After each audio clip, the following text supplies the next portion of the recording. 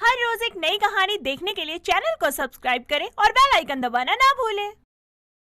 घर में कोई नहीं होता और राजमा की खुशबू से रज्जू अपनी पड़ोसन के घर खिंची हुई चली जाती है।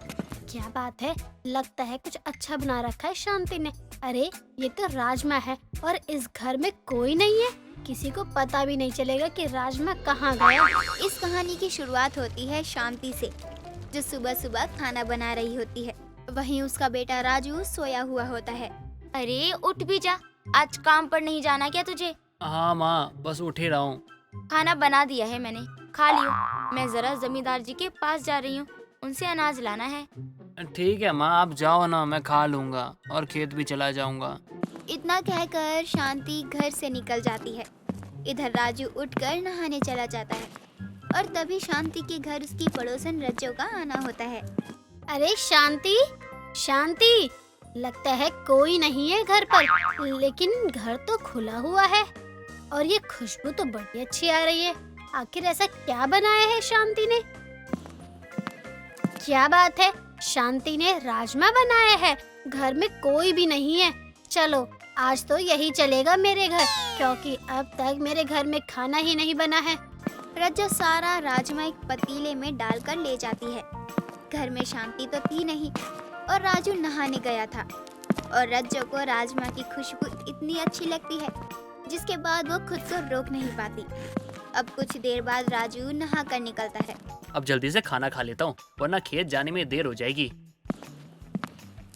मुझे लगता है शायद माँ भी नींद में थी, आने के लिए कह के चली गई, जबकि खाना बनाया ही नहीं। अब क्या करूँ, भूखे ही जाना पड़ेगा। ठीक है, चला जाता हूँ ऐसे ही। तभी राजू अब घर से भूखे ही खेत के लिए निकल पड़ता है। तभी रास्ते में राजू की माँ शांति उसे मिलती है। राजू, खाना तो खा लिया है ना? भूखे तो नहीं आया है? ये माँ ऐसे क्यों कह रही है, जबकि खाना तो घर में था ही नहीं। लगता है मुझे देखने में गलती हो गई, लेकिन मुझसे गलती कैसे हो सकती है, जबकि मैंने तो पूरे रसोई में खाना सही से ढूंढा था। तो कुछ बोलता क्यों नहीं है? क्या बात है? हाँ हाँ माँ, खा लिया है खाना। खेत के लिए देर हो रही है, चलता हूँ मैं। इतना कहकर राजू खेत की तरफ चल पड़ता है और शांति घर आती है और घर का काम करने के बाद में जब खाना खाने बैठती है तो देखती है कि खाना रसोई में है ही नहीं। अरे ये क्या, नहीं राजमा है नहीं रोटी है, बल्कि मैंने तो दोपहर का खाना बना दिया था ताकि राजू जल्दी आए तो खाकर फिर काम पर चला जाए। राजमा तो राजू को कुछ खास पसंद नहीं है और वो 4-5 जो रोटियां खाएगा, लेकिन सारा खाना गया तो गया कहाँ? भूख भी बहुत तेज लगी है, समझ नहीं आ रहा है कि आखिर राजमा और रोटी गई तो गई कहाँ। अरे शांति, क्या ढूंढ रही है बर्तन पटक पटक कर? मुझे मेरे घर तक आवाज आ रही है, तो मैंने कहा चलो देखूं जरा शांति के घर में बर्तन पटकने की क्यों आवाज आ रही है। अरे क्या बताऊं रज्जू, मैंने सुबह राजमा रोटी बनाई थी। राजू को उठकर कहा मैं जमींदार जी के घर जा रही हूँ, तो उठकर नहा कर खा ले और खेत के लिए निकल जा। मुझे क्या पता था उसे इतनी भूख लगी थी कि 4 लोगों का खाना अकेले खा गया या किसी को दे आया, भगवान ही जाने। चलो अच्छा है, शांति को लग रहा है कि उसके बेटे ने ये सब किया, लेकिन सच कहूँ तो राजमा रोटी बनी बहुत टेस्टी थी। आज आने दे, उसकी खैर नहीं। मुझे पता है वो इतना खाना नहीं खा सकता है, लेकिन जरूर वो किसी को देकर आया है ये सारा खाना। ये तो मैं भी कहूँगी बहुत ही ज्यादा गलत है, उसे ऐसा नहीं करना चाहिए था। अच्छा ये सब छोड़ और तू बता, तूने क्या बनाया आज खाने में? कुछ अच्छा बनाया हो तो तू रोटी पर थोड़ी सी सब्जी ले आ।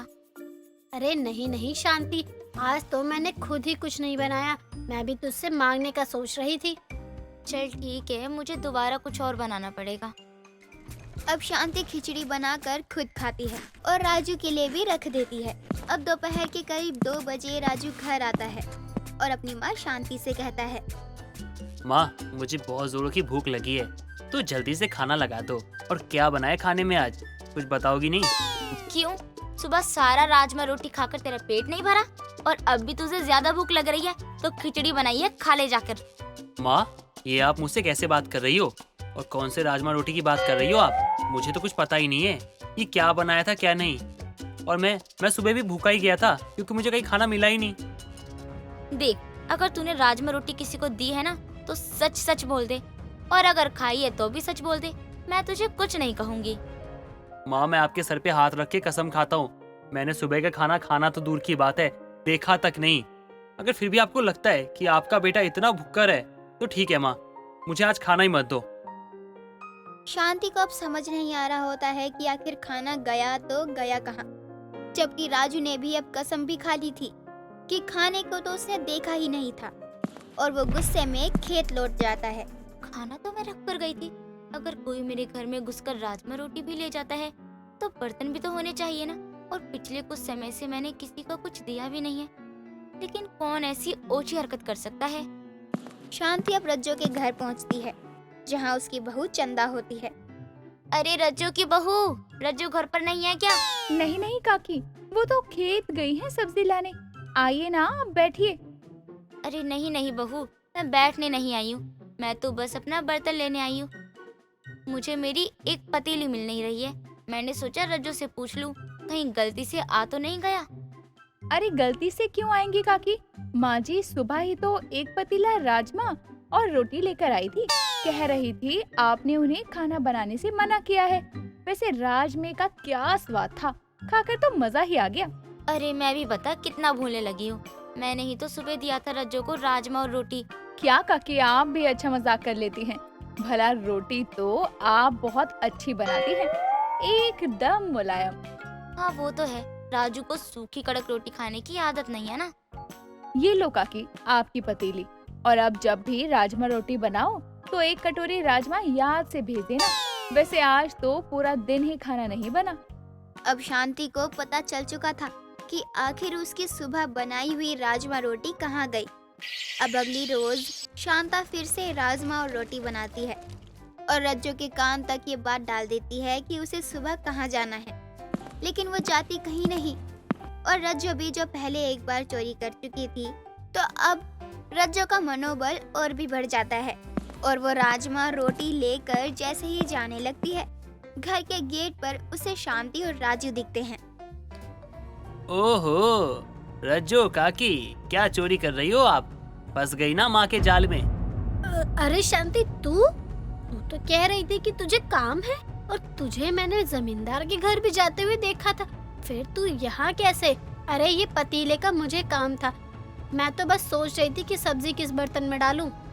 देख रज्जो, अब कोई फायदा नहीं है भाईयात से बहाने बनाने का, क्योंकि सच सामने है और कल ही मुझे तेरी सच्चाई का पता चला। वैसे मैं तुझे रंगे हाथों पकड़ना चाहती थी।